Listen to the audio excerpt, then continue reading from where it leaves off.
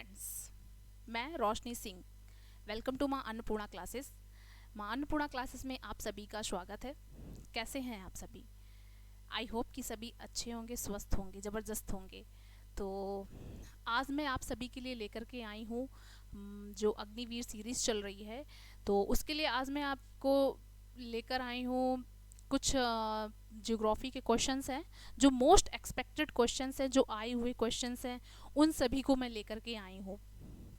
तो पहली बात तो आप सभी अध्ययन कर रहे होंगे, आप सभी लगे होंगे लगातार, क्योंकि आपका एग्ज़ाम नज़दीक आने वाला है, आ ही गया है। तो कड़ी से कड़ी मेहनत करिए, ताकि आप सभी को इसमें सफल होना है। ये एग्ज़ाम आपको क्लियर करना है। इस बार 2023 आपके नाम होना चाहिए। तो चलिए आइए स्टार्ट करते हैं इस सेशन का जो हमारा क्वेश्चन है आज, उसको मैं लेकर के आती हूँ। देखिए फर्स्ट क्वेश्चन हमारा तो डाउनलोड हो रहा है, आ जाए।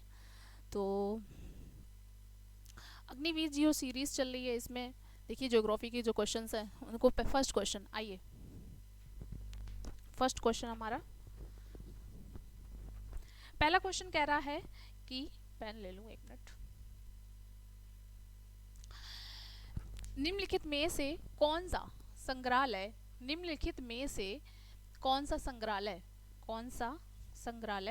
आपका संग्रहालय आपका कटक में स्थित है? तो कटक में कौन सा संग्रहालय आपका स्थित है, आप सभी को बताना है। कौन सा है? नेताजी जन्म स्थान संग्रहालय, या आपका भारतीय संग्रहालय स्थित है, या आपका राष्ट्रीय संग्रहालय स्थित है, या सलार जंग संग्रहालय स्थित है? तो बताइए कौन सा संग्रहालय आपका स्थित है। तो आपको सभी को बताना है।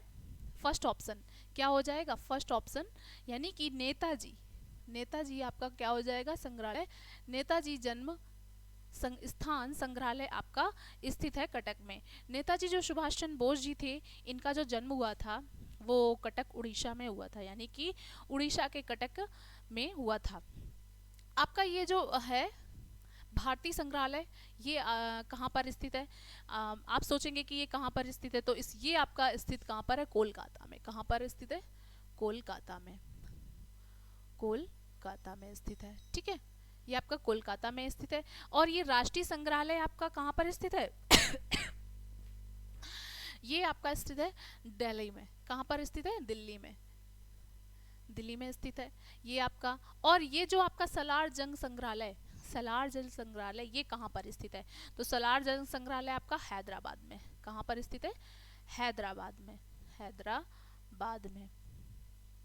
हैदराबाद में स्थित है।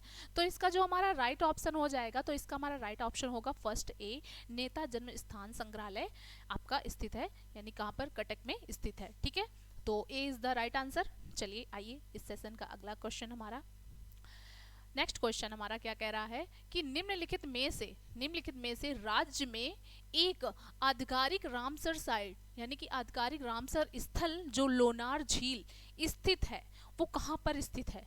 तो कहाँ पर स्थित है फ्रेंड्स, बताइए। महाराष्ट्र में स्थित है, या तमिलनाडु में स्थित है, या हरियाणा में स्थित है, या पंजाब में स्थित है? तो कहाँ पर स्थित है आप सभी को बताना है। ये कहाँ पर है? महाराष्ट्र में। कहाँ पर? जो लोनार झील है आपकी, ये महाराष्ट्र में स्थित है।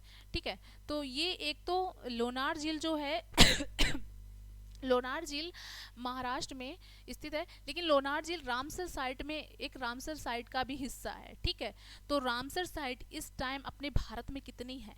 रामसर साइट इस टाइम अपने भारत में कितने हैं? रामसर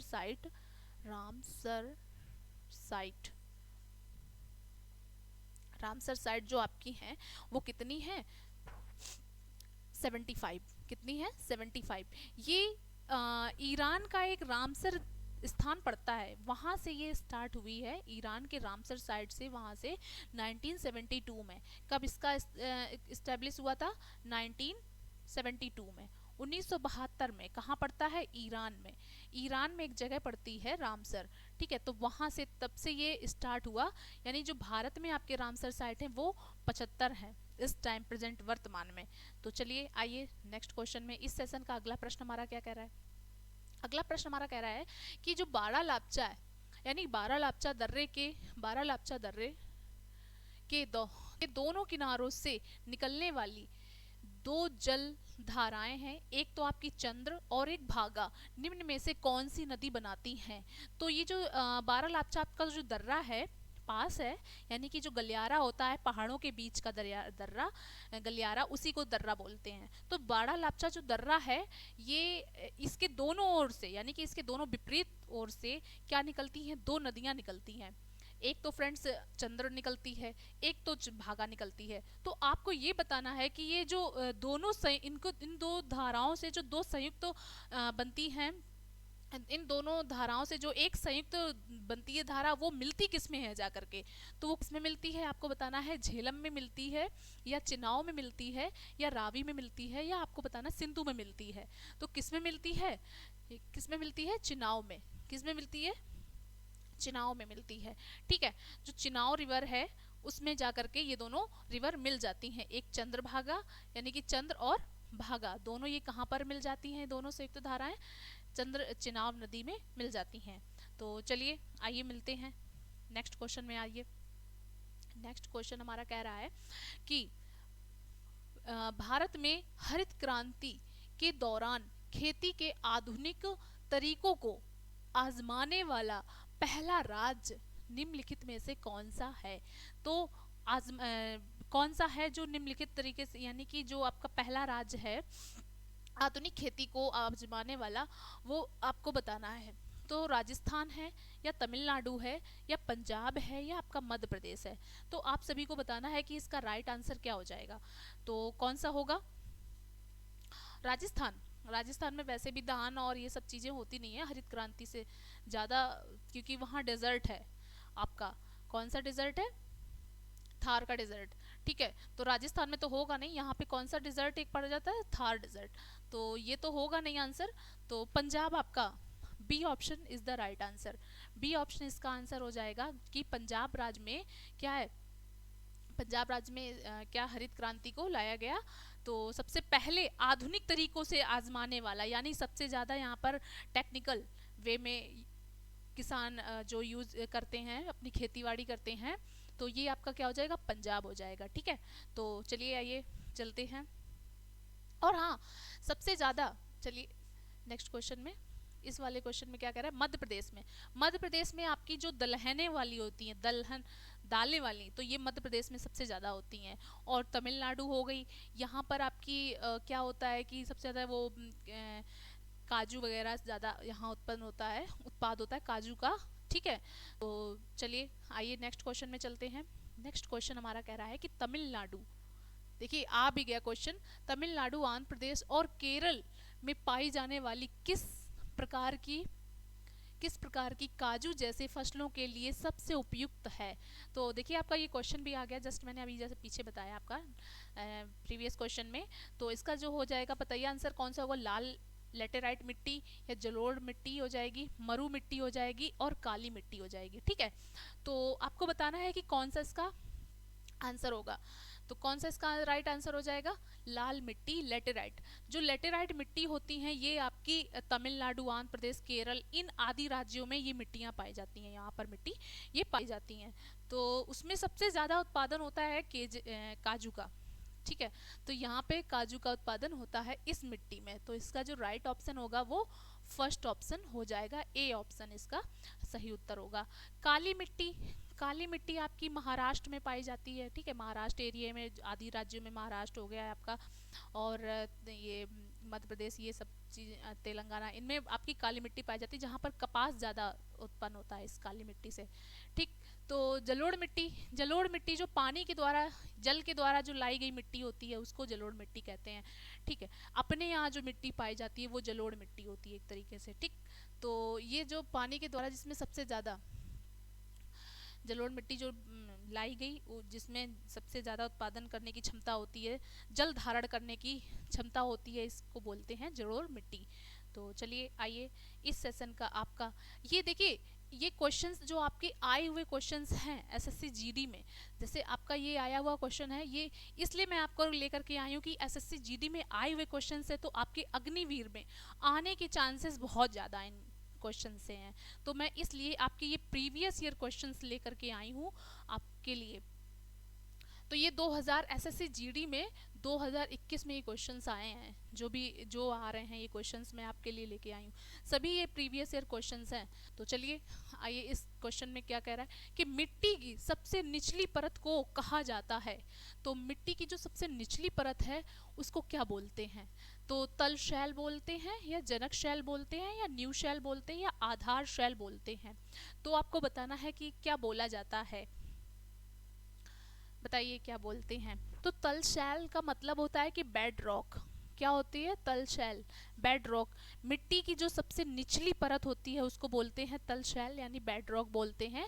चलिए, तो ये इसका मतलब होता है जैसे पृथ्वी और या अन्य ग्रह में जो मिट्टी की सबसे ऊपरी पृथ्वी जो और अन्य ग्रह हैं उसकी जो सबसे ऊपरी वो सतह होती है उसी को क्या बोला जाता है? तल शैल बोला जाता है, यानी कि बेड रॉक बोला जाता है। ठीक है, सबसे ऊपरी परत जो होती है वो एक तल शैल होती है, ठीक, बेड रॉक होती है। तो इसका मतलब यही हो गया कि मिट्टी की सबसे निचली परत, और जो जैसे ये लेयर है, इस लेयर की जो सेकंड वाली लेयर होती है उसी को तल शैल बोलते हैं मिट्टी की।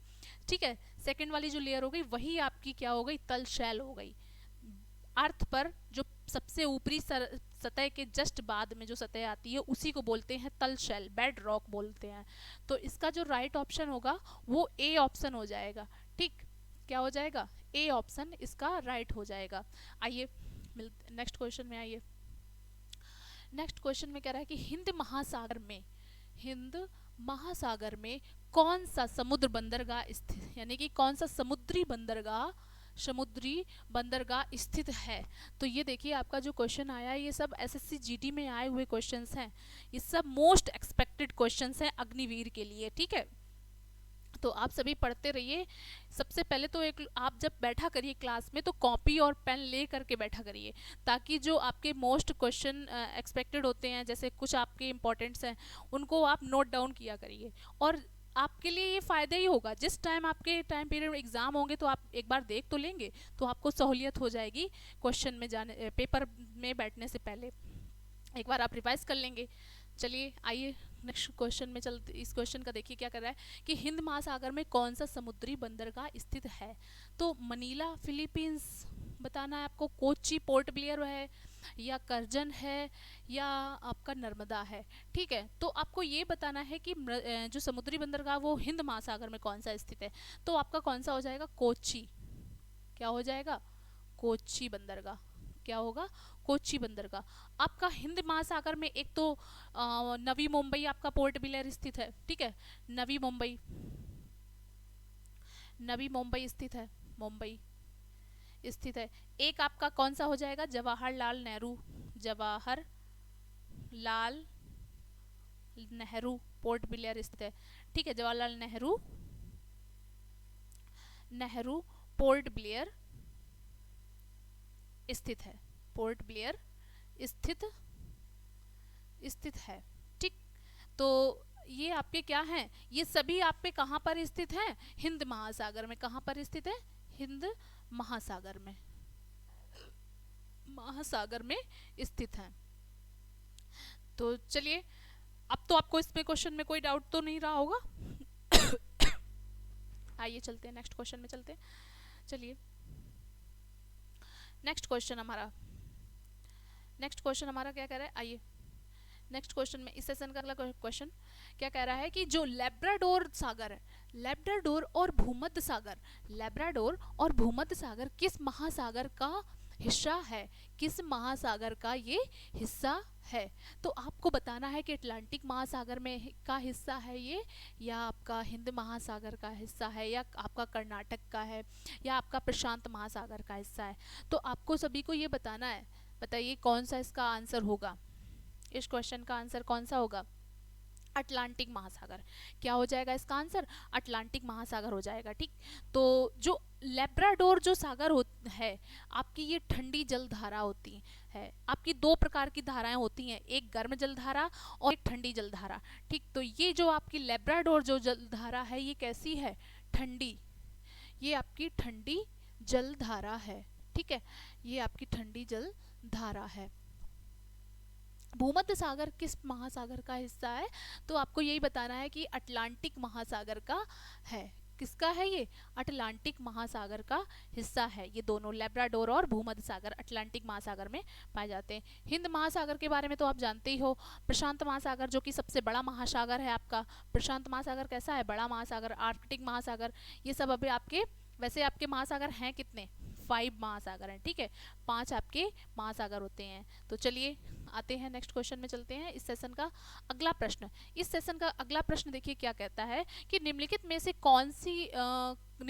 कौन सा मृदा निर्माण का कारक नहीं है?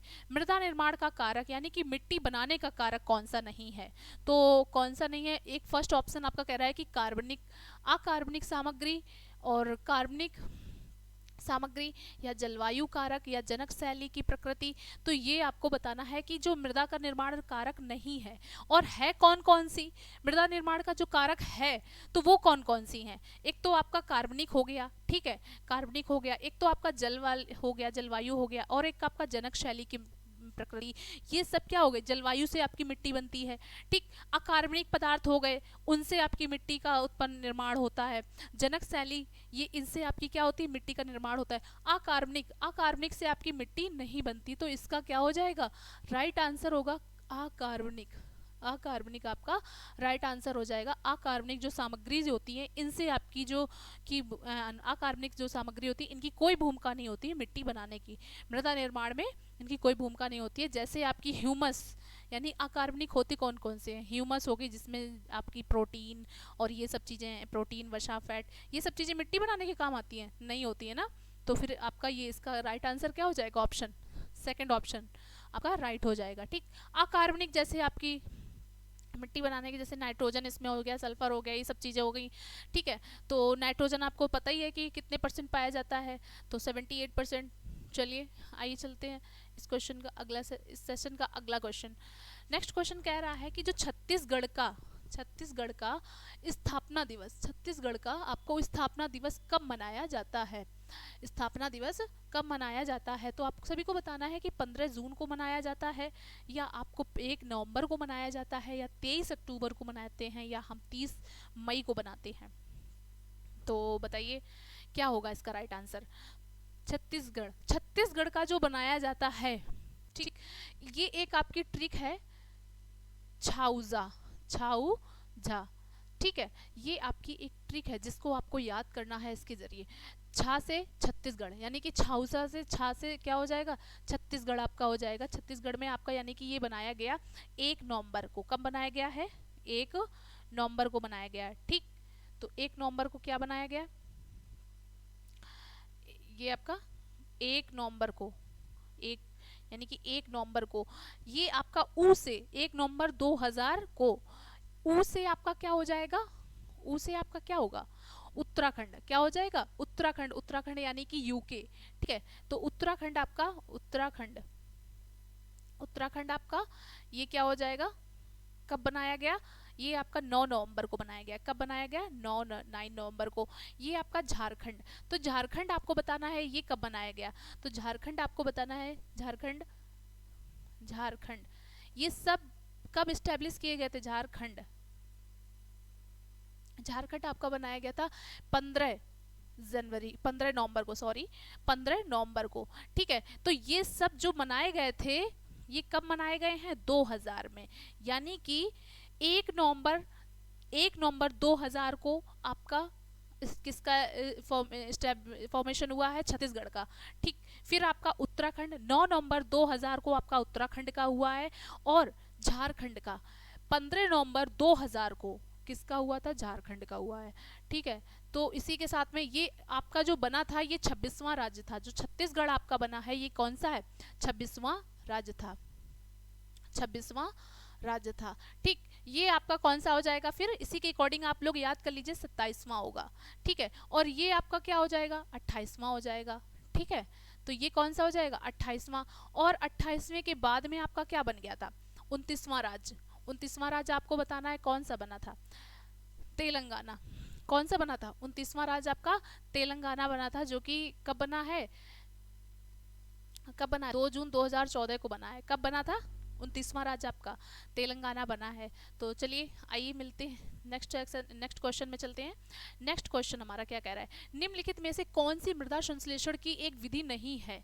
तो आपको बताना है शेल्टर बेल्ट नहीं है, या राके डैम नहीं है, या इंटरक्रॉपिंग नहीं है, और ये सीढ़ीदार खेती का बनना।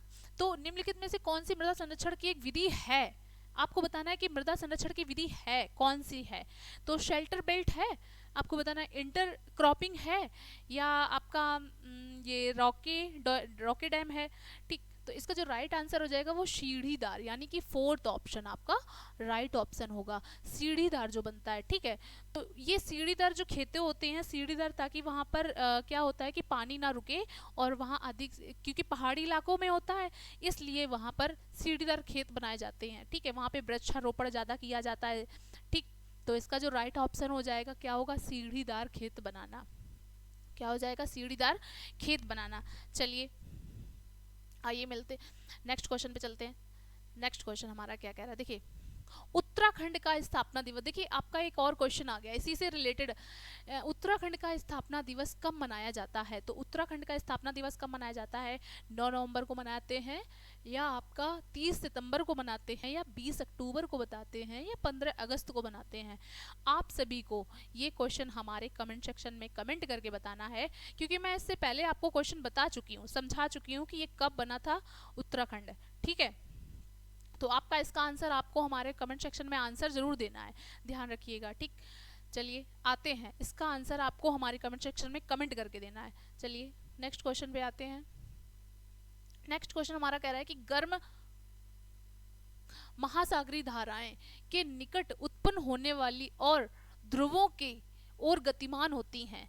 जो गर्म धाराएं होती हैं ये क्या होती हैं? वैसे तो धाराएं आपकी ध्रुवों की ओर चलती हैं। ठीक है, जो गर्म धाराएं हैं ये कहाँ पर जाती हैं? गर्म धाराएं जो आपकी हैं ये निकट उत्पन्न होती हैं। किसके निकट उत्पन्न होती हैं? तो आपको बताना है कि कर्क रेखा या अटलांटिक व्रत आपकी, या भूमध्य रेखा, या आपका आर्कटिक व्रत। ठीक है, तो जो भूमध्य रेखा है, ये भूमध्य रेखा कहाँ पर आपकी, ये भूमध्य रेखा से ही निकलकर, देखिए जो धाराएं होती हैं ये क्या होती हैं, ये ध्रुवों से, यानी कि जो रेखाओं से, भूमध्य रेखा से जाती हैं। यानी जैसे ये भूमध्य रेखा आपकी हो गई तो ये ऊपर की ओर चलती हैं। क्या होती है? ये ऊपर की ओर चलती हैं। जो आपकी रेखाएं, धाराएं जो ऊपर की ओर जाती हैं, ध्रुवों की ओर बढ़ती हैं, ये आपकी गर्म धाराएं होती हैं। कैसी होती हैं? गर्म धाराएं होती हैं। ठीक है, और जब नीचे आती हैं, यानी कि तो वो आपकी ठंडी धाराएं होती हैं। ठीक, तो वो ठंडी धाराएं होती हैं। तो इसका जो आंसर हो जाएगा ये भूमध्य रेखा हो जाएगा। ठीक है, भूमध्य रेखा से ही जाती हैं।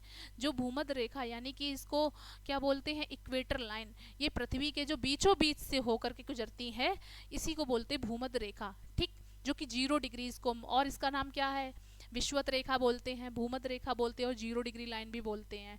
ठीक है, तो चलिए आइए चलते हैं नेक्स्ट क्वेश्चन पे चलते हैं। अगला क्वेश्चन हमारा क्या कह रहा है कि गर्म महासागरीय धाराएं निकट। देखिए ये सेम वही क्वेश्चन आ गया है। आगे चलते हैं नेक्स्ट क्वेश्चन पर। नेक्स्ट क्वेश्चन आपको बताना है सभी को कि भारत के कितने राज्यों की सीमा सिक्किम से जुड़ी है? 1, 4, या 2 जुड़ी है, या 3 से? तो जो सिक्किम राज्य है आपका, ठीक, तो सिक्किम राज्य आपको बताना है कि ये कब कितनी सीमाओं से ये जुड़ा है। भारत के कितने और स्टेट हैं जिनसे ये जुड़ा हुआ है। ठीक है, तो आपका सिक्किम राज्य जो है ये सिर्फ ओनली एक राज्य से जुड़ा हुआ है, और वो राज्य कौन सा है आपको बताना है। आप बताएं या मैं ही बता देती हूँ? चलिए मैं बता रही हूँ, पश्चिम बंगाल से। किससे जुड़ा है? वेस्ट बंगाल से, पश्चिम बंगाल से। ठीक है, पश्चिम बंगाल से जुड़ा हुआ है। सिर्फ एक इकलौता यही राज्य है जिसे ये सिक्किम आपका जुड़ा हुआ है, और सबसे छोटा आपका ये राज्य है। ठीक है, सबसे छोटा आपका जनसंख्या के मामले में भी सबसे छोटा है। ठीक, सबसे छोटा आपका आपका ये राज्य है, और ये 22वां राज्य था। क्या था? जब ये बना था तब ये 22वां राज्य बना हुआ था। ठीक है, तो और आपका ये सबसे पहले जैविक घोषित होने वाला ये राज्य है सिक्किम। आपका जैविक घोषित होने वाला राज्य सिक्किम है। ठीक, तो और अजैविक आपका कौन सा था, लक्षद्वीप। और यूनियन टेरिटरी में, सॉरी, यूनियन टेरिटरी में जो आपका जैविक घोषित होने वाला राज्य था वो कौन सा था, तो वो आपका था लक्षद्वीप। ठीक, कौन सा था, लक्षद्वीप आपका यूनियन टेरिटरी में जो आपका घोषित हुआ था राज्य। तो चलिए आते हैं नेक्स्ट क्वेश्चन पे। So thanks for watching. आज के लिए इतने ही क्वेश्चंस थे आपके लिए। सो मिलते हैं नेक्स्ट वीडियो में, नेक्स्ट लेक्चर में आपसे मिलते हैं। सो तब तक आप सभी नए जोश और उमंग के साथ मिलते हैं। तो हमारे इस चैनल को, हमारे माँ अन्नपूर्णा क्लासेस को, जो हमारी चैनल है, इसको आप सभी शेयर करें, सब्सक्राइब करें और कमेंट्स में ज़रूर लिख करके हमें फीडबैक दीजिएगा कि कैसा लगी हमारी क्लास, कैसी लगी। ठीक है, तो थैंक्स फॉर वॉचिंग।